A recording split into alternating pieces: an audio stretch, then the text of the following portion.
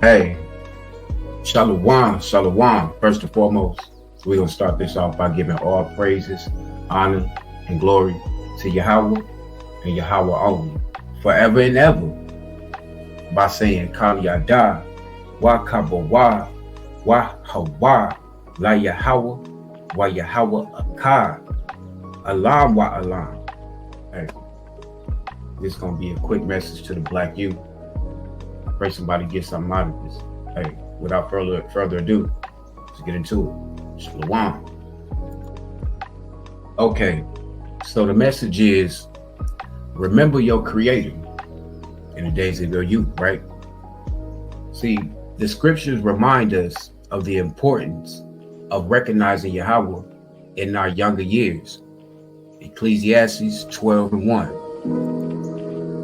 Remember now your creator in the days of your youth, while the evil days come not, nor the years draw nigh, when you shall say, I have no pleasure in them. This is both an urgent call to acknowledge Yahweh's presence and guidance as you make choices that lines up your future with your present being, giving you, the creation, a purpose. Let's go to Genesis 1:26 through 27. It says, and Yahweh said, let us make man in our image, after our likeness, and let them have dominion over the fish of the sea, and over the fowl of the air, and over the cattle, and over all the earth, and over every creeping thing that creeps upon the earth. Verse 27. So Yahweh created man in his own image. In the image of Yahweh created he him. Male and female created he them. You see, this scripture indeed states that we are created in the Most High Yahweh's image, because as stated in Isaiah 63, for you are our father, though Abraham does not know us and Yasharal does not acknowledge us. Check this out. You, O Yahweh, are our father, our redeemer from of old is your name. Now, if we analyze this scripture for what it really is, it calls us to live with intention, right along with Genesis 1:27, and purpose, reflecting his character in what? Our actions, which cause us to live righteously. Let's go to Micah chapter 6, verse 7 and 8. It states, will Yahweh be pleased with 1,000 of rams, or with 10,000s of rivers of oil? Shall I give my firstborn for my transgression? We'll save that for another time. Okay. The fruit of my body for the sin of my soul. Verse 8. He hath shown you, O man, what is good. And what does Yahweh require of you? But to do justly, and to love mercy, and to walk humbly with your Ad, or your Alahaya. So Micah 6 and its 7 and 8 is basically, it instructs us to act or be righteous, which in layman terms tells us to embrace honesty and integrity in all that we do. Because I'm pretty sure, we don't want the consequence of forgetting our creator, which is Deuteronomy 8:19.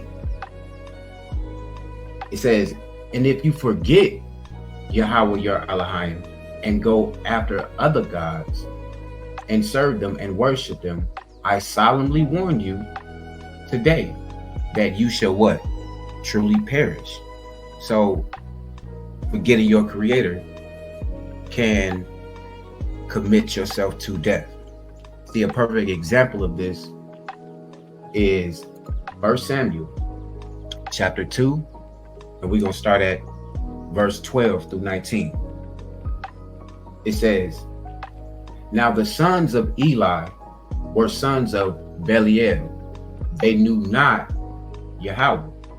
And the priest's custom with the people was what? That when any man offered sacrifice, the priest's servants came, while the flesh was in seething with what? A flesh hook and 3 teeth in his hand. And he struck it into the pan or kettle or cauldron or pot, or all the flesh hook brought up, the priest took him for himself. So they did in Shiloh unto all the Israelites that came there. Also, before they burnt the fat, the priest's servant came and said to the man that sacrificed, give flesh to roast for the priest, for he would not have sodden flesh of you, but raw. And if any man said unto him, let them not fail to burn the fat presently, and then take as much as they so as your soul desire, then he would answer him, no, but you shall give it to me, and if not, I will take it by force. Wherein the sin of the young man was very great before Yahweh, for men abhorred the offering of Yahweh. But Samuel ministered before Yahweh, being a child, girded with a linen ephod. Moreover, his mother made him a little coat and brought it to him from year to year, when she came up with her husband to offer the yearly sacrifice. Let's jump down to 22. Now Eli was very old, and heard all that his sons did unto all Yasharal, and how they lay with the women that assembled all the doors of the tabernacle of the congregation. And he said unto them, why do you do such thing? For I hear of your evil dealings by all this people. No, my sons, for it is no good report that I hear you make Yahweh's people to transgress. This is a very important key. Verse 25. If one man sin against another, the judge shall judge him. But if a man sins against Yahweh, who shall entreat for him? Notwithstanding, they hearken not unto the voice of their father, because Yahweh would slay them. Let's jump down to verse 31.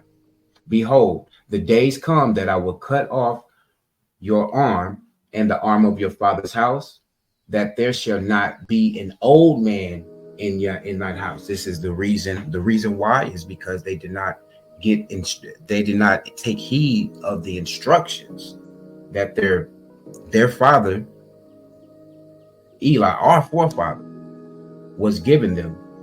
You understand?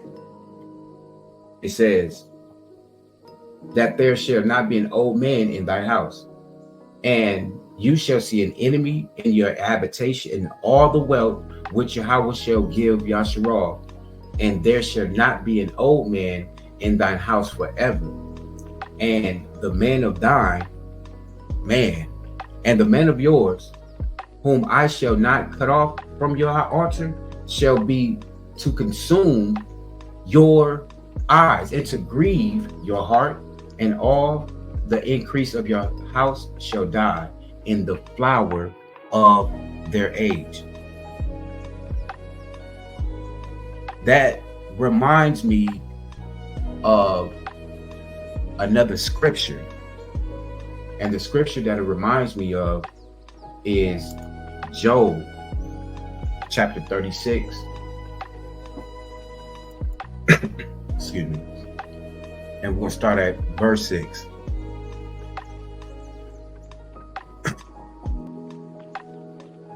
It says, he does not keep the wicked alive, but gives the afflicted their right.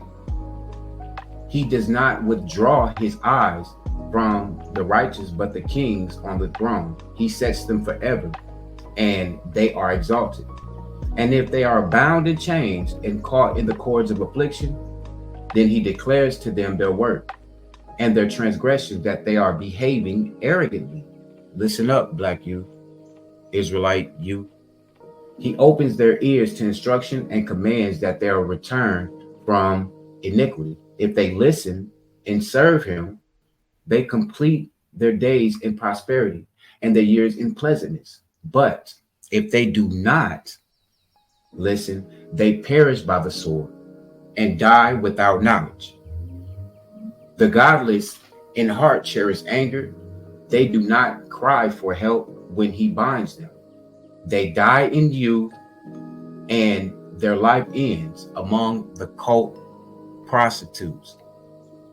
So when we go back to Genesis 1:27, this statement encourages us to live with an intention of purpose, reflecting Yah's character through our actions. Now, I know the average person won't admit it, but we all have the question, how can I make my actions and the way I move separate from the crooked ways of life? Well, no worries. The book of Psalms has the answer. Let's go to Psalms chapter 119 and verse 9. BLACKYOUTH. Wherewithal shall a young man cleanse his ways?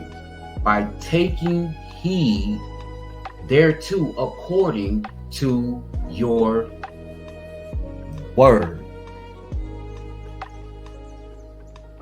See, taking heed is the key. This verse 9 highlights the idea of following Yahweh and his teachings as a way to navigate through life. Now, let's take a deeper look into this scripture by going to Psalm 71 and 5.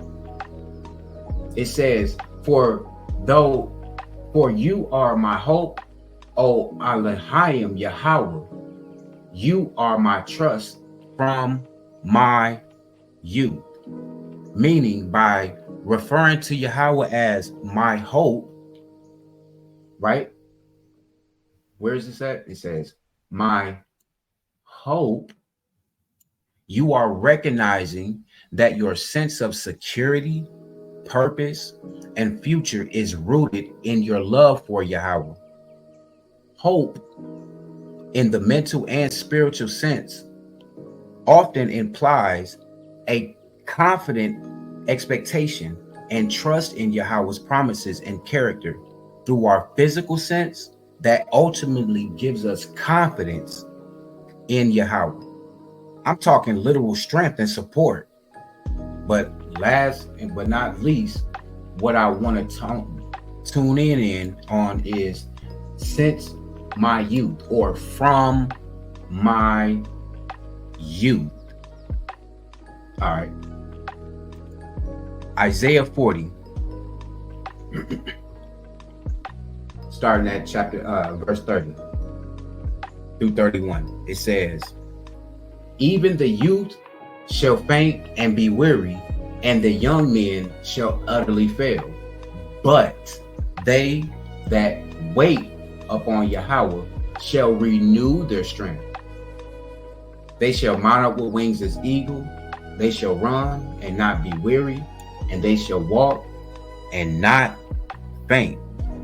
See, now, one way I personally interpret this scripture is, although the youth who are swift and full of strength, even they can become weak at times. But setting your life in the hands of Yahweh can bring renewal of depression, disobedience, and even fatigue.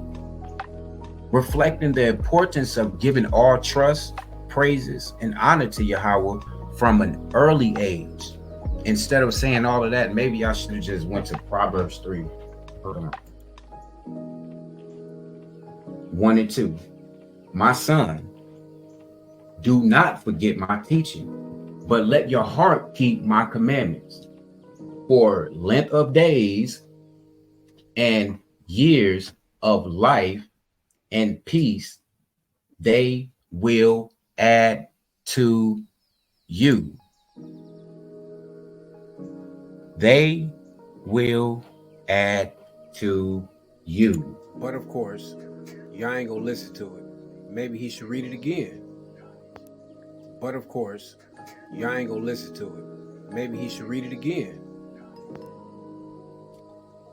My son, do not forget my teaching, but let your heart keep my commandments, for length of days and years of life and peace will add to you.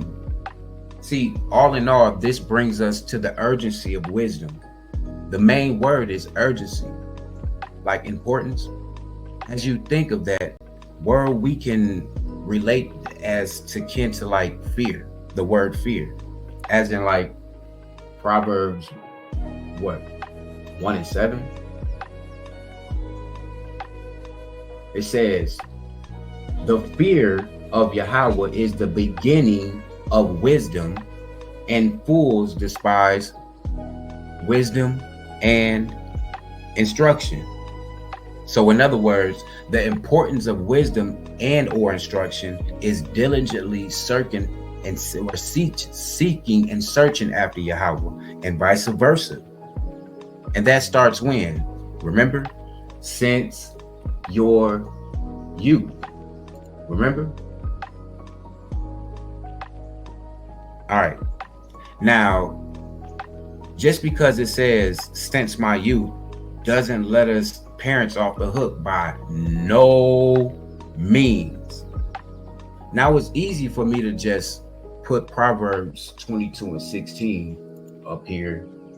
All right, 22:6 up here, and the parents just, and I'll be like, yeah, train up a child in the way he should go, and when he's old, he will not depart from it. And the parents just say, Kana, and all of this would just leave the youth in the loop. But let's go back up a book. One book from there. Psalm 78, 1-8. It says, give ear, O my people, to my law. Incline your ears to the words of my mouth. I will open my mouth in a parable. I will utter dark sayings of old, which we have heard and known, and our fathers have told us. We will not hide them from their children, showing to the generation to come in the praises of Yahweh and his strength and his wonderful works that he has done.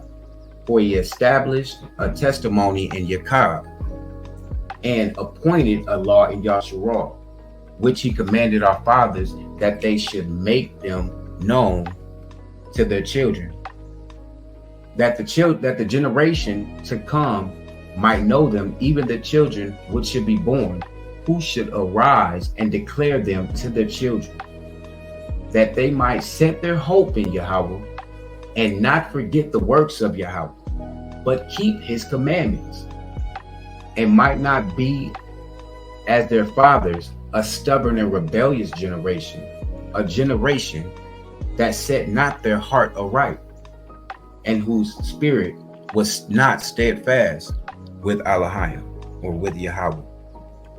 This is beyond a reasonable doubt. See, this passage that our great forefathers left us stresses to us teaching the next generation about Yahweh's laws, statutes, and his judgments, and his wonders of old. Not only teaching, but remembrance, which also emphasizes generational responsibility. The call is made for Yahshua, including the youth, to listen to these teachings, which include parables, and yes, I said it, historical accounts of Yahweh's majesty. The Torah stresses that it is essential for each generation to remember Yahweh's mighty acts and to remain faithful to his commandments. By doing so, future generations will be able to place their trust in Yahweh and avoid the mistakes of previous generations who were described as stubborn and rebellious. With all the false doctrines, the ideology, the idolatry, scoffing, lies, and turmoil going on in the world, I think it's safe to say, to emphasize, the necessity of instilling a strong foundation of faith and knowledge about Yah in the hearts of the youth, ensuring that they remember him throughout their lives. This commitment to teaching and remembrance serves to cultivate a faithful relationship with Yahweh. You understand? Helping the next generation navigate the challenges that they may face in the future. You see, the youth of today are tomorrow's leaders. The question isn't whether our youth are prepared for the future or not, but are we preparing the future for our youth? It's time to move past the words of "you can be what you want to be" and push the boundaries of what a man thinks, so is he. Like Proverbs 23:7, right? Let's empower our youth in Torah. Equip them to become the righteous branch they are destined to be. And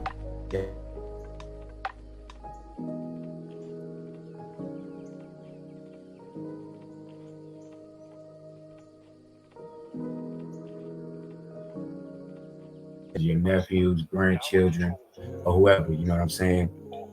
We all we got, man. I pray the Most High blesses y'all.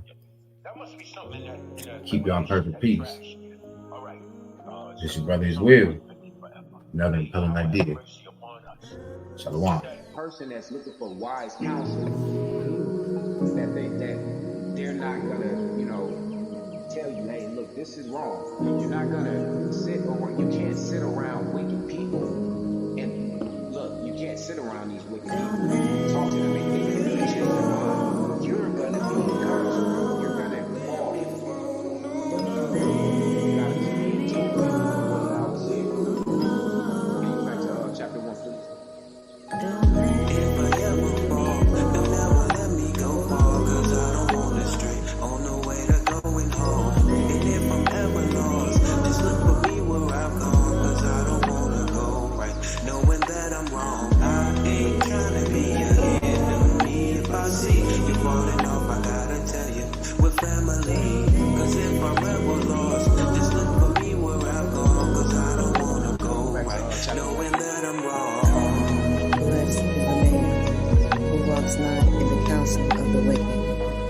Stands in the way of sinners, nor sits in the seat of scoffers.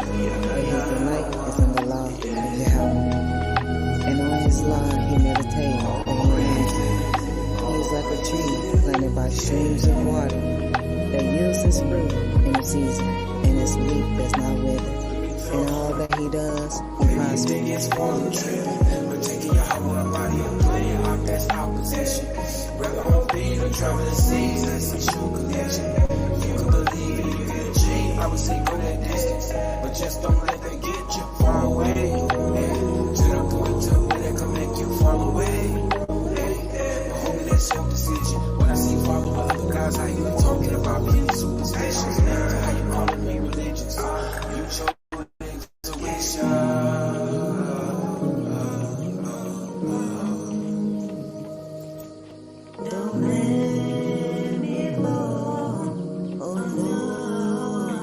Chapter 1, please.